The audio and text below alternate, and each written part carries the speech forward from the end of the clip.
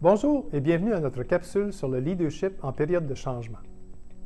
Ce sujet est d'actualité puisque le changement fait partie de la réalité de tous les jours, qu'il soit provoqué par nous, suite à une décision, à une nouvelle orientation qu'on prend, ou à un événement extérieur majeur comme la COVID-19, ou une récession, et qui peut affecter toutes les organisations en même temps sur le plan mondial. Ce que j'aimerais faire avec vous, c'est d'examiner comment les leaders doivent réagir lorsqu'on fait face à un changement.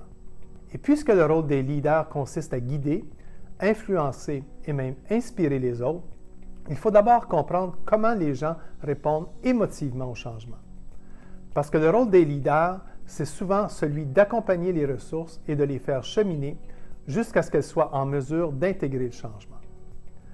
Lorsqu'on fait face à un changement, les employés traversent 3 grandes phases qui peuvent être résumées par le modèle du W. La première phase correspond au choc. Lorsque le changement est annoncé, il y a d'abord un effet de surprise. L'environnement qui était stable devient turbulent.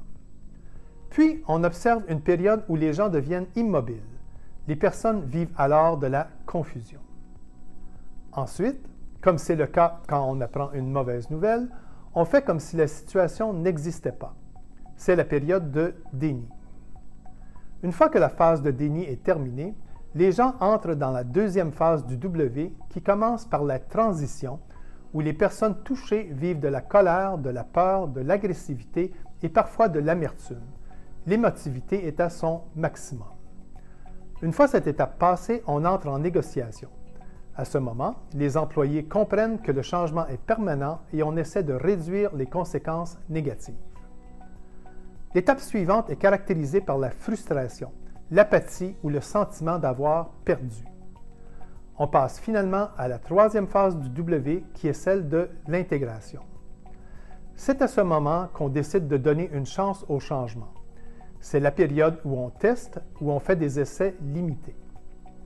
On finit enfin par accepter la nouvelle réalité qu'on intègre tranquillement dans nos façons de faire.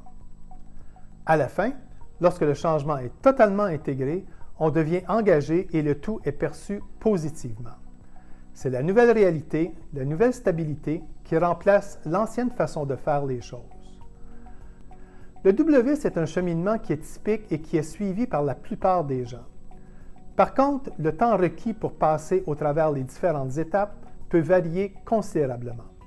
Il peut se faire rapidement ou prendre parfois des semaines et des mois.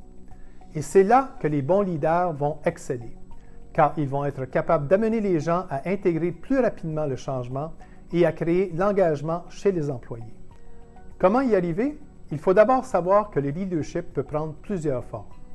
Pour en connaître davantage sur les multiples formes que peut prendre le leadership, veuillez cliquer sur le lien ci-dessous. À bientôt!